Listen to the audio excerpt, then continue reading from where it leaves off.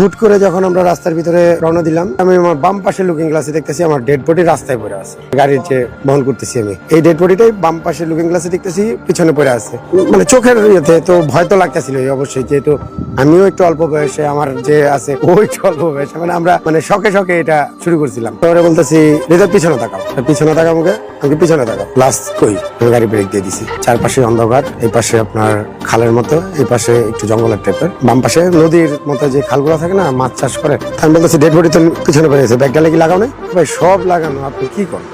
Dead body আছে। মিররে দেখলাম dead body আর দেখতেছি না। তো হৃদয় বলতেছে ভাই নামবো, আমি না নামা লাগবে না, নামলে হয়তো ঝামেলা হতে পারে, চল আল্লাহর নাম নিয়ে রওনা দিই। কিছু দূর যাওয়ার পরে দূর থেকে দেখতেছি একটা মানুষ ক্রসিং করতেছে। তো লম্বা একটা সরু রাস্তার ভিতরে যখন একটা মানুষ এই পার থেকে এই পার যায় বোঝা যায়, আর যখন আমি কাছে গেছি তখন দেখতেছি মানুষটা নাই। ডান পাশে তাকায় দেখি যে এই পাশেও খাল, এ পাশেও খাল। মানুষটা এই পার থেকে এই পার যাওয়ার পরে কোথায় গেল? এটা আপনার মাওয়ার পরে ফরিদপুরের রাস্তার এই ঝামেলাগুলো হচ্ছিল। এটা দেখার পরে হৃদয় দেখছে ভাই একটা মানুষ পার হচ্ছে, আমিও দেখছি। হৃদয় বলতেছে ভাই মানুষটা কই গেল?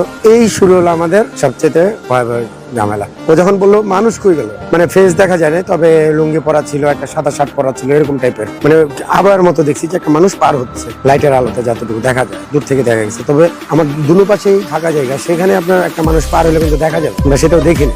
আমরা আবার রওনা দিই। এর ভিতরে আমাদের সূরা কালাম যা পড়ার পড়তেছি, আবার আমাদের যে MP3 প্লেয়ার আছে ওটার ভিতরে আমরা আরবি সূরা ছেড়ে দিছি। তখন ভয় পাই নাই বলতে ভুল হবে, তখন ভয় পাইছি। তারপরে ওরকম ভয়টা পাই নাই যে ভয়টা আমরা শেষ ফিনিশিং এ গেছি। রওনা দিই। কিছু দূর যাওয়ার পরে এমন একটা রাস্তার ভিতরে গাড়িটা বন্ধ হয় যা বলার বাইরে। ঠাস করে আপনার সামনের বাম পাশের চাকা ব্রাস্ট হয়ে গেছে। আর সামনের চাকা ব্রাস্ট হওয়া সবচেয়ে গাড়ি কন্ট্রোল করা খুব টাফ। আমি ব্রেকও দিতে পারতেছি না, ব্রেক দিলে গাড়ি পল্টি খেতে পারে। আস্তে আস্তে আস্তে আস্তে আস্তে আস্তে ওই স্পিডেই আস্তে আস্তে আস্তে আস্তে ব্রেক হলো গাড়িটা। যখন জক চেঞ্জ করার জন্য বের করছে যে এটা চাকা বের করো। আরেকটা জিনিস বলে, আমাদের অ্যাম্বুলেন্সে কিন্তু দুইটা চাকা থাকে এক্সট্রা, অনেক সময় তিনটা চাকা অনেকের কাছে থাকে যারা লাশবাহী গাড়িটা। দুই তিনটা চাকা রাখার উদ্দেশ্য হচ্ছে আমাদের যদি গোসল করে আমরা লাশগুলা নেই তাহলে ভালো, যে ডেড বডিটা গোসল করে উঠাই ভালো, আর যদি গোসল করে না উঠাই একটু